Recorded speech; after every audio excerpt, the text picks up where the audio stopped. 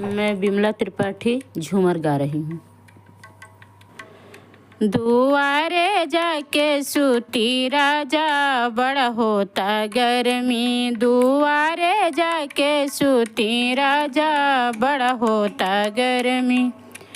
You होता गर्मी राजा बहुत बेशरमी हो। ई होता गर्मी राजा बहुत बेशरमी। दुआरे जाके सूती राजा बड़ा होता गर्मी। दुआरे जाके सूती राजा बड़ा होता गर्मी। ना घर में एसी बाड़े ना घर में पंखा। ना घर में एसी बाटे ना घर में पंखा।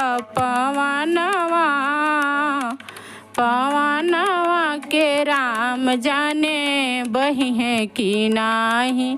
दुआरे जाके सूती राजा बड़ा होता गर्मी। दुआरे जाके सूती राजा बड़ा होता गर्मी।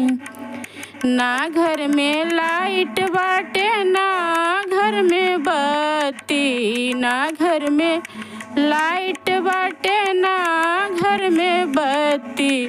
आजोरिया आजोरिया के राम जाने उगी है कि नाही। दुआरे जाके सूती राजा बड़ा होता गर्मी। दुआरे जाके सूती राजा बड़ा होता गर्मी। ई होता गर्मी राजा बहुत बेशरमी हो। ई होता गर्मी राजा बहुत बेशरमी। दुआरे जाके सूती राजा बड़ा होता गर्मी। दुआरे जाके सूती राजा बड़ा होता गर्मी।